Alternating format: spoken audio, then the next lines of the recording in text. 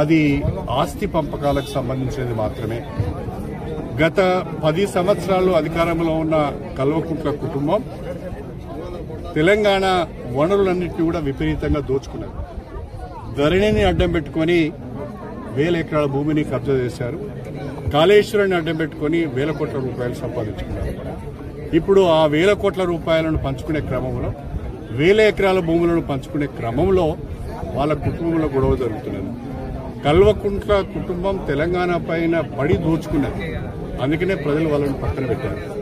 ఇప్పుడు కల్వకుంట్ల కుటుంబంలో జరుగుతున్న పంచాయతీతోని ప్రజలకు సంబంధం లేదు, తెలంగాణకు సంబంధం లేదు, కాంగ్రెస్ ప్రభుత్వానికి కాంగ్రెస్ పార్టీ కూడా సంబంధం లేదు. అది వాళ్ళ కుటుంబ పంచాయతీ, ఆస్తుల గొడవ మాత్రమే. దీన్ని ప్రజలు గమనించాలని చెప్పి నేను కోరుతున్నా. ఆనాడు కవిత లిక్కర్ కేసులో ఇన్వాల్వ్ అయింది. నేను ఆనాడు పార్టీకి రాజీనామా చేయడానికి కూడా ప్రధానమైన కారణం ఒక ముఖ్యమంత్రి గారి బిడ్డ లిక్కర్ కేసులో ఇన్వాల్వ్ కావడం, ఆమె విచారణ ఎదుర్కోవడం, అనేక రోజులు జైల్లో ఉండడం కూడా కొంత నాకు బాధ అనిపించింది. ఇది సరైన పద్ధతి కాదనిపించింది. అందుకనే బయటికి రావడం జరిగింది. ఏది ఏమైనా ఇవాళ జరుగుతున్న గొడవ అంతా ప్రజలు పట్టించుకోవాల్సిన అవసరం లేదు, పత్రికలు కూడా అంతగా పట్టించుకోవాల్సిన అవసరం లేదు. ఇది అవినీతి ద్వారా సంపాదించిన డబ్బును పంచుకోవడం కొరకు జరుగుతున్న పంచాయతీ తప్ప ఇది ప్రజలకు ఉపయోగపడే పంచాయతీ కాదు.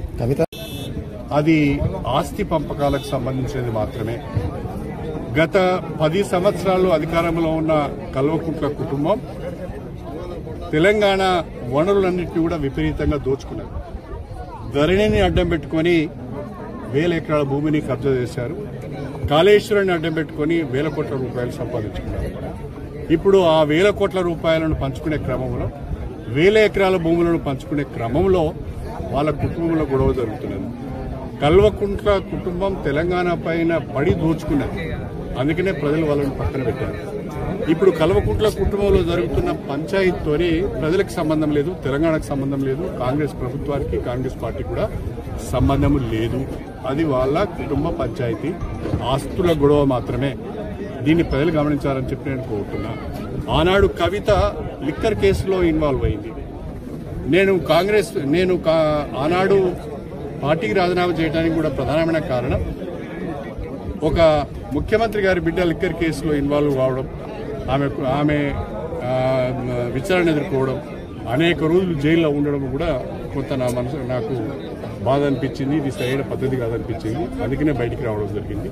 ఏది ఏమైనా ఇవాళ జరుగుతున్న గొడవ అంతా ప్రజలు పట్టించుకోవాల్సిన అవసరం లేదు, పత్రికలు కూడా అంతగా పట్టించుకోవాల్సిన అవసరం లేదు. ఇది అవినీతి ద్వారా సంపాదించిన డబ్బును పంచుకోవడం కొరకు జరుగుతున్న పంచాయతీ తప్ప ఇది ప్రజలకు ఉపయోగపడే పంచాయతీ కాదు.